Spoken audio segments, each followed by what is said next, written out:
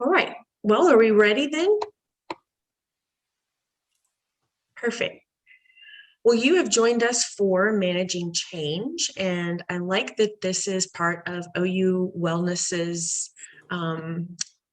week of goodness for people, because stress is one of those things, and change causes some of that stress. So this to be healthy minded and to manage those things for ourselves, you have come to the right place. The one thing that we want to make sure that they understand is change happens to everyone. This is a human issue, right? And the levels that we experience that might vary. So this change curve that you're looking at now, everyone experiences their highs and their lows, maybe at different points. But what's most important again is this is a shared experience, and what that means is knowing where we are we know kind of how to prepare, but we also then can turn and help others. This change curve is kind of used in a business setting. And there was a wonderful psychiatrist, Elizabeth Kubler-Ross, and she took that life cycle and applied it to humans who experience change. So think about change as it's occurring, and especially if we look back on the past year with COVID, there was this level of excitement and uncertainty. And excitement can be positive or negative, right? That stress can be a little negative. The positive could be what is going to happen, what is going to change, where are we going with this? But it's all right here. We start in this place of excitement and uncertainty. Then we move into expectations and skepticism. So this is where, how is this going to work? How are we going to make these changes? How will I work at home? What if I'm essential personnel? And balancing life expectations in tandem with our work expectations. So it's not that we're resisting change a little bit here, but we definitely have a lot of skepticism going on. And then after we get through that process, we kind of dip in this valley of despair. And again, highs and lows may be different for others, and this may vary as the process of change goes. We could kind of get through one place, and then things can happen, and that could dip us or rise us accordingly. But just remember that everyone's response here, no one gets out of the valley of despair, right? This is the place where we feel bad and we've lost something. Lost our access to our friends, lost our role and, our why, our purpose. When we go to work every day, we go for a reason. When we have some of those things that changed with COVID, and now we have other changes happening, coming back, and we have changes at HSC, changes everywhere all the time, right? This valley, though, is where we really need to have a plan to get out of there. So what can we do? We can build a bridge, not only for us, but for everybody else as well. So we can build a bridge to help us kind of get out of there. And that's going to help us get to what's next. And that's our kind of getting ready for the new reality. But here is, this valley of despair. We start building that bridge with one another. We start kind of preparing. The only way to really do that is to kind of look forward and know, what do I know? Acknowledge what's happening right now and develop. Develop means, how will we make these changes? What does this change involve?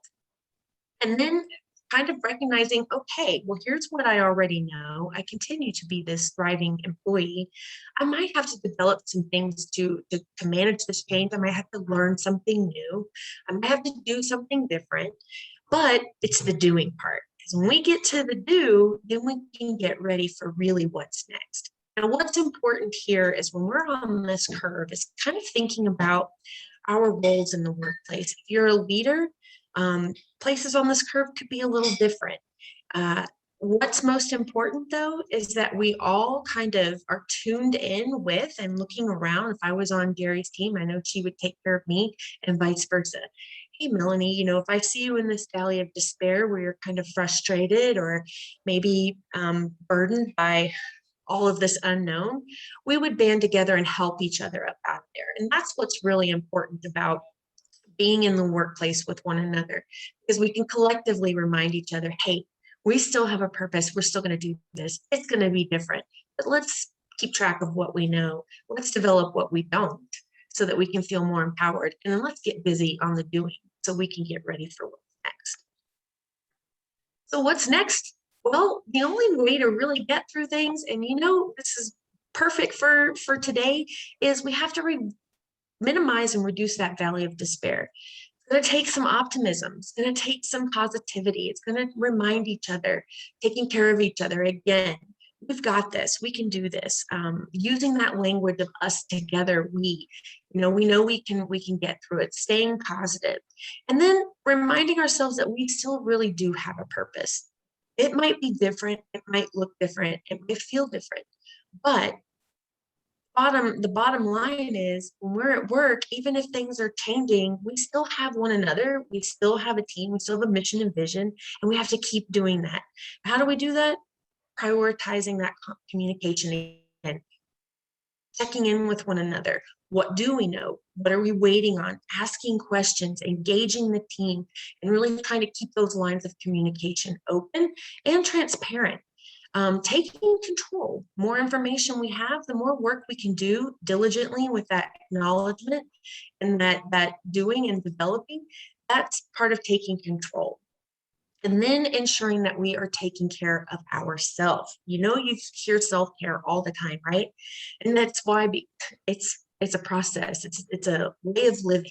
Self-care is essential to one another and ourselves. So doing those things, checking in, remembering to laugh, remembering to celebrate the small wins, take a walk, call EAP, our employee assistance program. If it gets really down in the valley, then there's help and assistance available to all of us through Magellan to take advantage of. And then let's just try to make the best out of this situation by using a little bit of improv. Give yourself permission to be on the discovery end. Try. And if it doesn't work, try again. But don't be afraid on this and change. We really have to kind of figure those things out. It's going to take a little bit of improv. But really, the key takeaway here is the mindset. During this process, it matters more than anything because not only for ourselves, but we're modeling to one another because we look to one another. How are you? You're coming in and you have a positive attitude.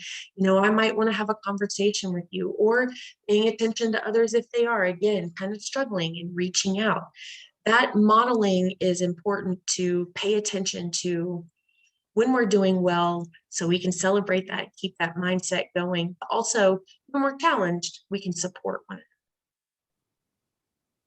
So the new reality, right? We've got up out of that valley of despair. We're recognizing here's what we need to do to get to the next step. And that is take inventory. Take inventory of what you know and take inventory of what's not.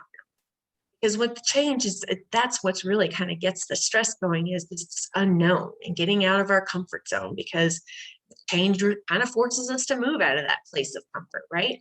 So it's simple. Just set a goal, acknowledge what you know, and then say, okay, here's what we don't. Here's where we need some help. We need to learn something new. We need to develop a new area, like Zoom, for instance. We all had to learn this when things changed. We all had to adjust to telecommuting. So whatever it might be to reduce that high stress environment, this is really critical to empowering yourself, because you can recognize and then put some things into action. And then the action is do something. What can you start doing right now? Ask others, what do you need to be motivated?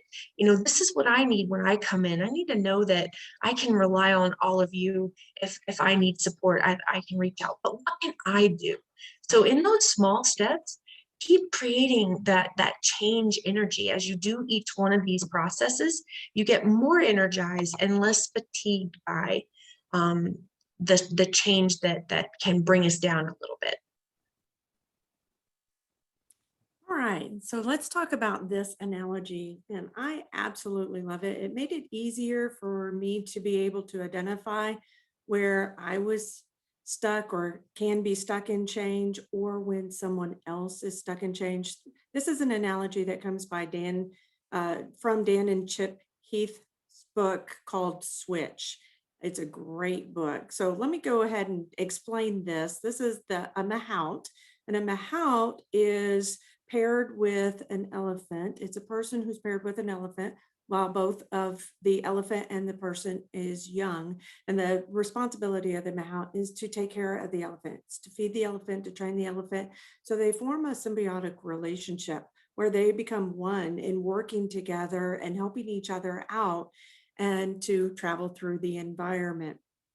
So Dan and Chip Heath talk about their two different parts of our brain. We have the emotional side of our brain, and we also have the rational part. Now, the emotional part, actually, our senses come into the back part of our brain and it hits the limbic system first. So, any of our senses that we experience, we're going to experience an emotion first. That's why that elephant is so big. And then we have to process it in order for it to become a rational thought. But if you think about it, once we move into that rational thought, then we're able to take steps and take action and do something different. Well, the mahout is the person that represents the rational part of our brain. And then we have the elephant representing the emotional part. And then we have this path, and that's the environment. That's that path that it's outside of our control. And if you think about it, I started running in 2018, and I wasn't really good at running. I really couldn't run from here to the front door without, laboring in breath. And so I learned, what shoes to wear, what did I need to do? What foods did I need to eat? How, what was my gait? What did I need to do to properly run? And when was the best time to run? And I learned all of that information. I got the right shoes, I got the right clothes, I started drinking more water, getting enough sleep, and I did everything rationally that I knew how to do. And then it came time to run, and I had everything prepared. And that morning, the alarm went off, and I woke up. And what was my first thought? Is it really, is it really this early? Do I need to run? What am I doing this for? It's too hot. It's too cold. It's too dark. I'm too sleepy, right? And so whether I had enough information rationally, my emotional side took over. And guess what? I went back to sleep and I didn't run. So I had to work out that balance between my rational side and my emotional side to become an effective runner. And then COVID hit, and it was easy. If it was raining, if it was cold, if it was dark, I could go to a gym and run on the treadmill, no problem. But when COVID came, shut down everything, that changed my environment. And so that created a barrier for my path. Then I had to look and say, okay, how do I overcome that barrier? So when you're looking at this for you, it's important to distinguish between, is it a rational issue? Is it an emotional issue? Or is it an environmental factor? And when you ask these questions, you can determine for you or for others where they're stuck. Once you know where they're stuck, then you can gear that conversation toward that to help them be able to move through the change. Right. So if it's a rational issue, then you can ask, what skills, knowledge, or abilities do you have or do you need? And then you can address that. For me, I didn't really have the skills to run effectively. So I had to learn that piece. So it may be somewhere where your new roles are changing as you go into that place of new reality, or you're in that valley of despair and saying, well, let's look at this. Well, what skills, knowledge, and ability do you have or do you need? Maybe you need to take some training. It could be through our program, it could be through LinkedIn, it could be through mentoring or shadowing someone else that would help that person or you develop that level of skill and confidence to be able to move through the change. Now, you might have the skills, knowledge, and ability, but then there's that emotion. So, if it's an emotional issue, you look and see, if it's the elephant, what are your motivations or your emotions that are hindering or supporting the change? Because if you have those emotions that are saying, yeah, I'm okay with this change and I'm motivated to see what's next, then use that as a strength, because again, as Melanie said, we get the opportunity to be role models for other people. And it may be one thing that you do, one thing that you say that can help someone transition through change. So, what is that motivation? Or it may be that place of fear, which is a extremely high emotion for many people. Well, I just don't know where to begin. So let's have a conversation around it so that we can address it. Where are your fears? Where are your concerns? To create that level of emotion that's positive or that motivation for moving forward.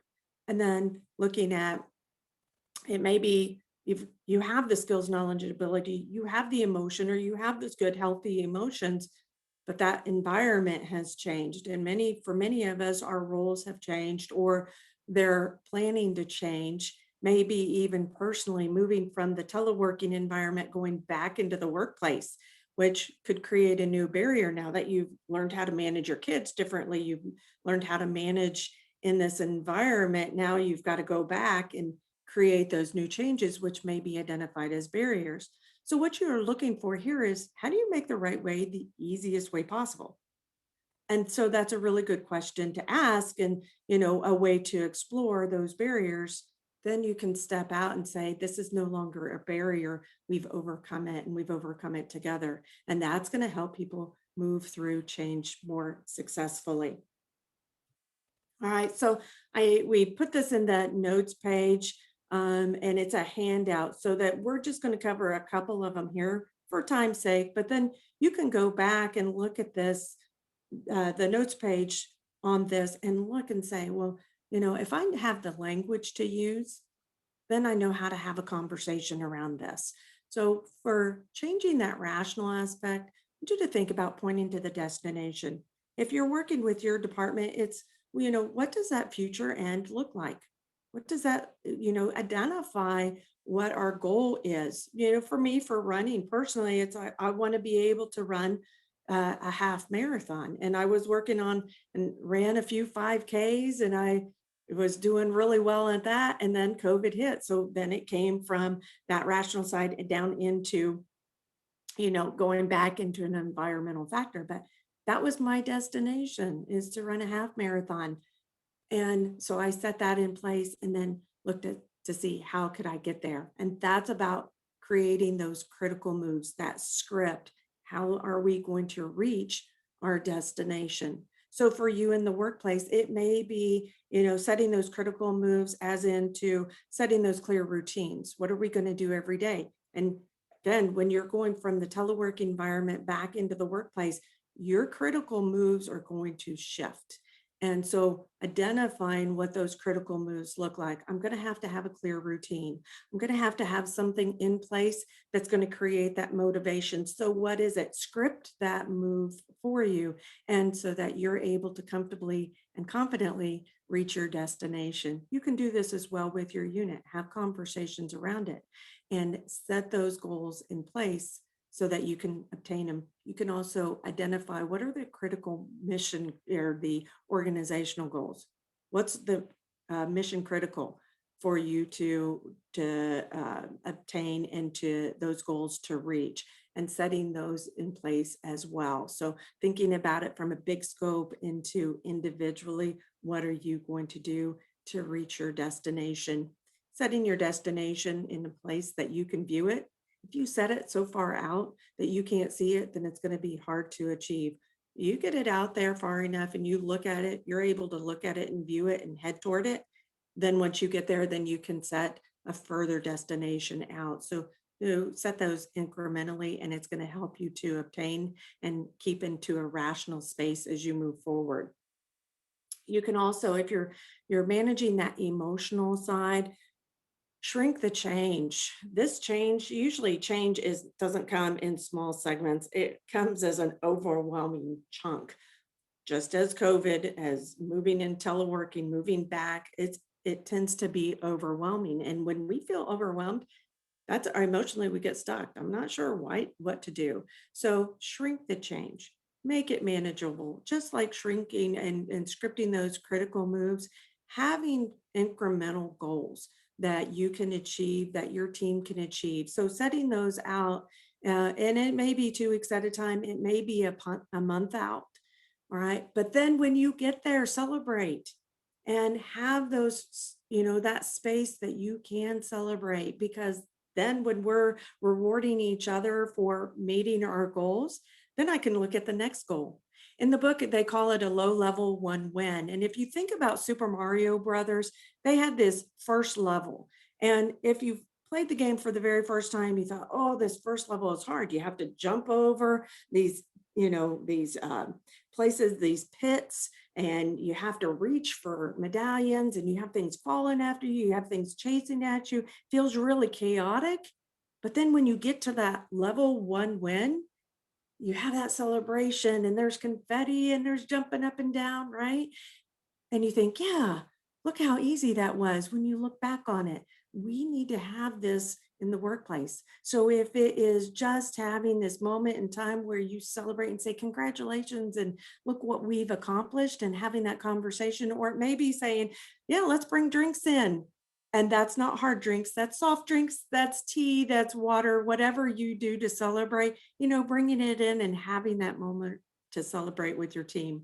And as well, it's with growing your people. The fact that you're here, you're learning and growing, and we need to instill that growth mindset. So talking about what can you learn together as a group, right? Or as individuals, and then taking and applying that. The more that you learn, it puts us into a state of taking us from a rational place to an irrational place, and that level of emotion to that space of being rational and being able to think through. So the more we learn, the more we move into a state of being rational, and it helps to build our level of confidence, so that even if we have that place of intimidation or trepidation, we still know how to move forward. So build that space of learning and growing together as a team. Then also, with a big piece of this is, let it be okay. We're going to learn. We're also going to fail. With change, it's so new that we need to have uh, that that place of security where we know it's okay to fail, right? Because we are all learning. And I know when we went into that Zoom environment, we were training people on Zoom, and we didn't know Zoom, and we failed. As a team, we failed. As individuals, we failed, but we went back and we laughed and we learned from it, and nobody was in trouble for failing. We just looked at it and said, okay, what did we do, and what can we do differently next time, and let's learn from this. And it gave us that space to learn and grow freely and feel confident in that.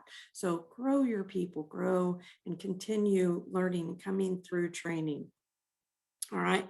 And then the last one is in your environmental space. What can you do?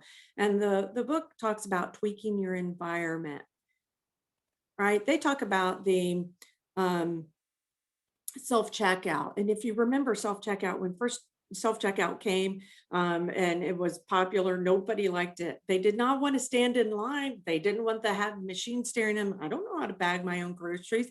Nobody stood there, and they looked at it, in this place of, I'm never going to do that. And now you go into the grocery stores and these places that have self checkout, and that line is the fullest, and people are waiting there with full carts, right? Because the companies were looking at how do they tweak their environment.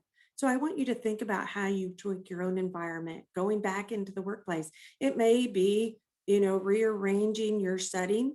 It may be looking at and having this conversation with your department to say, how do we tweak our environment to it, allow it to be more effective for us personally, because I know that this is lived well. Let's say that you're stressed and you're having trouble sleeping, then tweaking your environment at home, making your bedroom a safe space, that you have candles, it smells good, you have something soft to lay your head on at night, you're listening to rain sounds, you're relaxing before. That's your place of tweaking your environment so that you can move in to that safe space of sleeping and getting a really good night's rest and removing that level of stress, right? So thinking about how do you tweak your environment, going back in to the workplace, and moving from a teleworking, how do you tweak it? It may be, having a special drink that you take with you every day. It may be taking a different route to work. It may be, changing your work setting in order to be able to do that.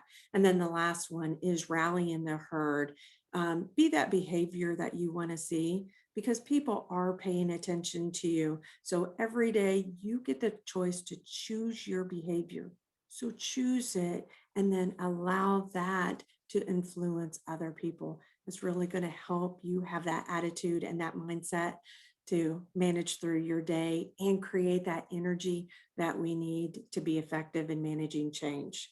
All right. So I think we are right at our time. Kaylee, how was that? I love this quote by Peter Drucker. The most effective way to manage change is to create it. So hopefully we gave you enough tools and resources for you to have some great ideas as you move into your future of change. So thank you for being with us. Kaylee, I'll give it back to you. No, thank you both. This was wonderful. And I think it gave some great takeaways, even for myself. Even though I'm in wellness, I need reminders. And I can always use tips to refresh myself, especially with our ever changing environment. It feels like we go virtual, now in person, we're kind of blended. And then going back to that in-person environment will be a big change for me, getting to see everybody again. We will have a copy of the PowerPoint available in the note version form, Donna. I will send that out in a follow-up email. And then we'll also upload the video and get it on the wellness portal. So I'll make sure I follow up with attendees. But what I really liked kind of here at the end was every day you get the choice to choose your behavior. And that's a powerful point in all dimensions of wellness. You're in charge of your behavior and your environment, most of your environment. But your choices do really impact that. So that was great. You just like made my day with that little tidbit there. So I want to say thank you again for presenting to us during Wellness Week, as well as to everybody that was here supporting this event. So I hope you have a wonderful rest of your Friday and a great weekend.